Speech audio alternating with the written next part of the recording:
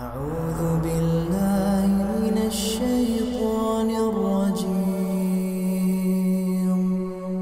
بسم الله الرحمن الرحيم إن الحمد لله نحمده ونستعينه ونستغفره ونعوذ بالله من شرور أنفسنا ومن سيئات أعمالنا من يهده الله فلا مضل له ومن يضلل فلا هادي له وأشهد أن لا إله إلا الله وحده لا شريك له وأشهد أن محمدا عبده ورسوله لا نبي ولا رسول بعده يا أيها الذين آمنوا اتقوا الله حق تقاته ولا تموتن إلا وأنتم مسلمون يا أيها الناس اتقوا ربكم الذي خلقكم من نفس واحدة وخلق منها زوجها وبث منهما رجالا كثيرا ونساء واتقوا الله الذي تساءلون به والأرحام إن الله كان عليكم رقيبا يا أيها الذين آمنوا اتقوا الله وقولوا قولا سديدا يصلح لكم أعمالكم ويغفر لكم ذنوبكم ومن يطع الله ورسوله فقد فاز فوزا عظيما أما بعد فإن أصدق الحديث كتاب الله وخير الهدي هدي نبينا محمد صلى الله عليه وسلم وشر الأمور محدثاتها فإن كل محدثة بدعة وكل بدعة ضلالة وكل ضلالة في النار. Ma'asyiral muslimin, jamaah salat Jumat yang semoga selalu kita dalam lindungan dan penjagaan Allah Subhanahu wa taala. Marilah kita meningkatkan takwaan dan kualitas takwa kita kepada Allah Subhanahu wa taala dengan mengerjakan segala perintahnya dan menjauhkan segala bentuk larangannya.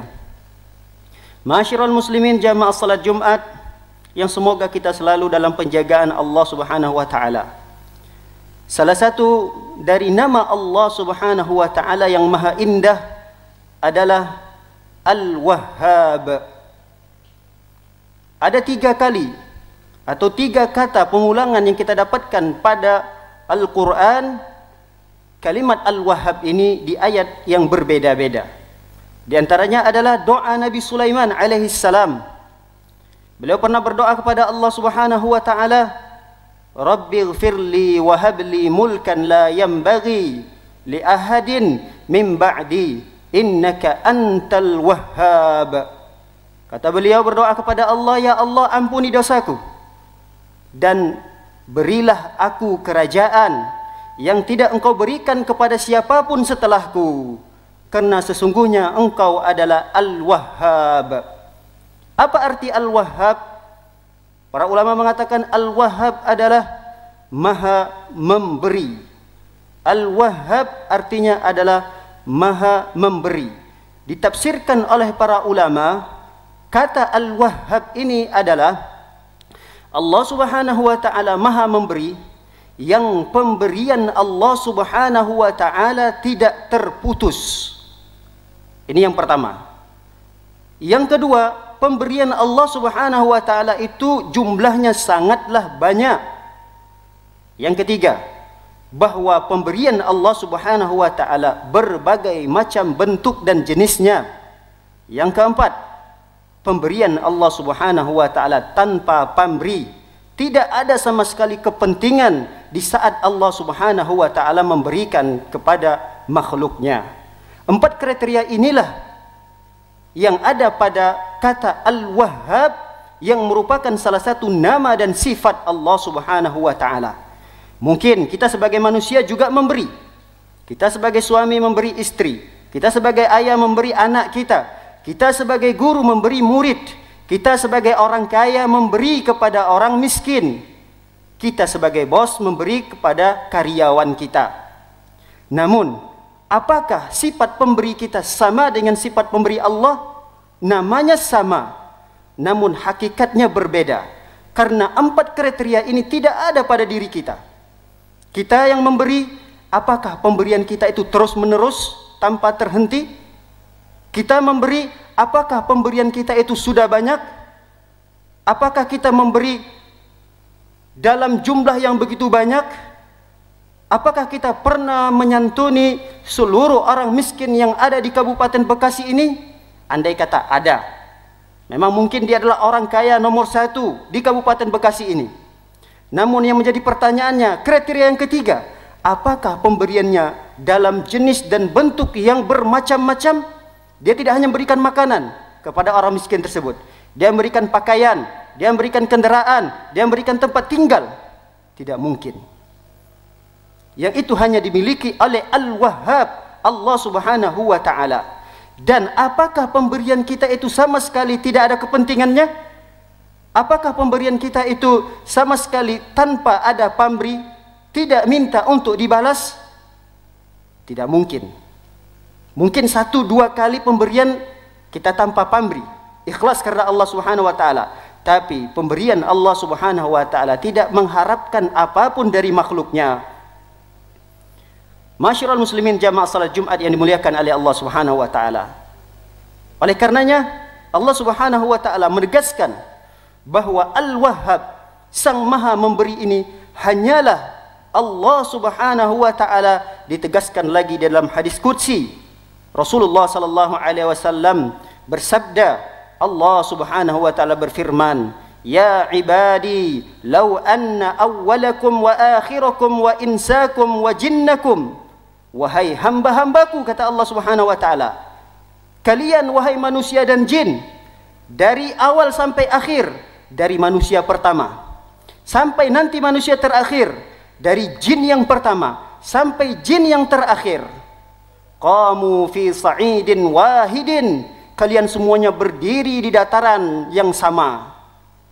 Fasa'aluni fa'ataitu kulla wahidin kulla insanin mas'alatah, maka niscaya ketika kalian meminta kepadaku, akan aku berikan setiap permintaan kalian, kata Allah Subhanahu wa ta'ala.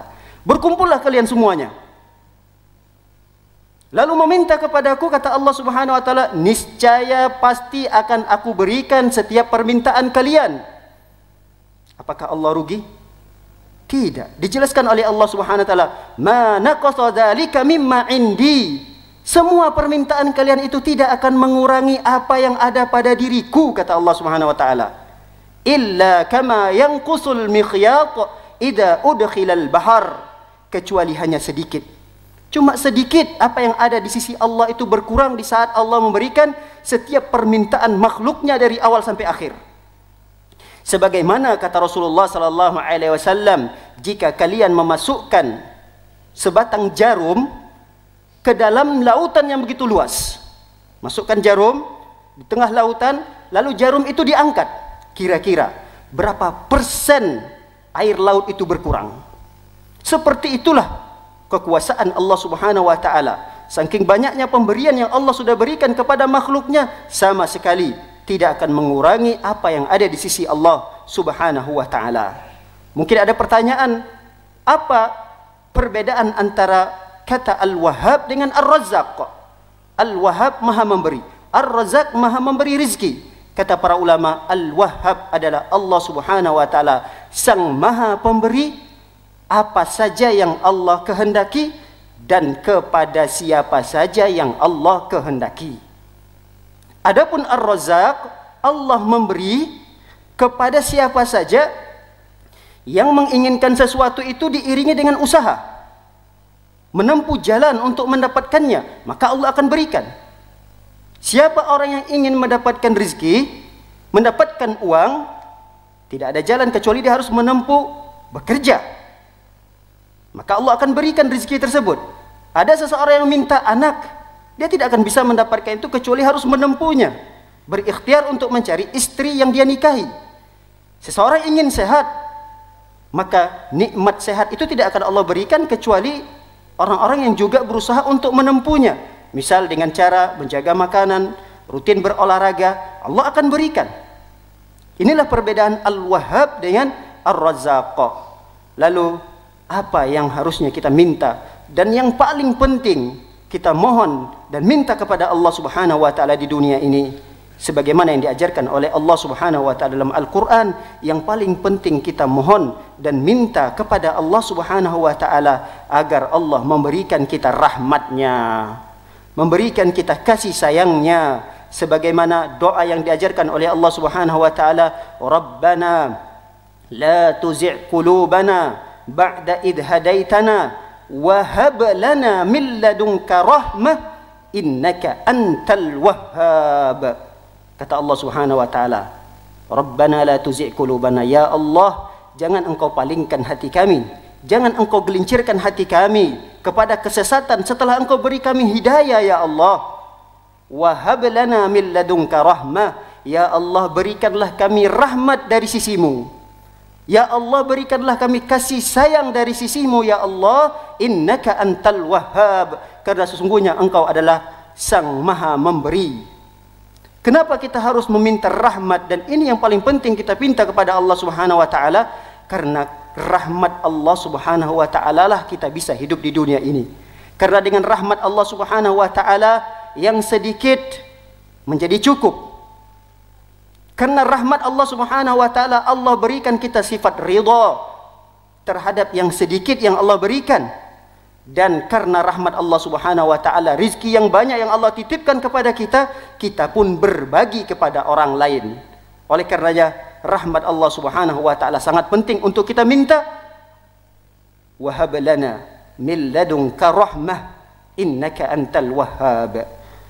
Masyarul muslimin, jamaah salat Jumat yang dimuliakan oleh Allah Subhanahu wa taala. Lalu apa pengaruh nama Allah Al-Wahhab ini dengan keimanan kita? Pengaruhnya sangat banyak dan besar sekali. Yang pertama, bahwa ketika kita mengetahui nama Allah Subhanahu wa taala Al-Wahhab ini, kita akan mengurangi meminta dan memohon, berharap kepada manusia. Karena kita memiliki Allah Al-Wahhab, tempat kita menyandarkan diri, tempat kita memohon dan meminta. Karena Rasul sallallahu alaihi wasallam memerintahkan, idza sa'alta fas'alillah.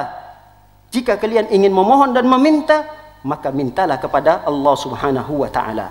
Yang kedua, pengaruh terhadap keimanan kita adalah di saat kita bisa memberi kepada orang lain, maka muncullah sifat tawadhu, rendah hati. Tidak merasa ujub dan sombong terhadap pemberian yang kita berikan kepada orang lain. Karena pemberian kita kepada orang lain itu tidak ada apa-apanya dibandingkan pemberian Allah kepada kita. Di saat kita memberi orang lain, jangan merasa bangga diri, jangan sombong, jangan ujub. Maka hendaknya kita rendah diri, rendah hati, dan terus merendahkan hati kita agar kita tidak menyombongkan terhadap apa yang kita berikan kepada orang lain. Yang terakhir, bahwa pengaruh yang sangat penting dari Al-Wahhab ini adalah, jadikanlah nama Allah Al-Wahhab ini sebagai perantara kita berdoa. Bertawassullah kepada nama-nama Allah Subhanahu wa taala. Jadikanlah nama-nama Allah sebagai perantara kita untuk berdoa kepada Allah Subhanahu wa taala. Sebagaimana tadi sudah banyak doa-doa yang diajarkan oleh Allah Subhanahu wa taala dalam Al-Qur'an, seringkali Allah tutup dengan nama dan sifatnya. Di antaranya adalah nama Allah Al-Wahhab, innaka antal wahhab. Demikianlah khutbah yang singkat ini, semoga kita semakin bisa mengenal dan mengetahui tentang siapa Allah Subhanahu wa taala, nama dan sifatnya, sehingga kita semakin bisa mendekatkan diri kita kepada Allah Subhanahu wa taala. Barakallahu li wa lakum fil Qur'anil Karim wa nafa'ani wa iyyakum bima fihi minal ayati wa dzikril hakim. Fataqabbalallahu minni wa minkum tilawata istaghfiru innahu huwal ghafurur rahim.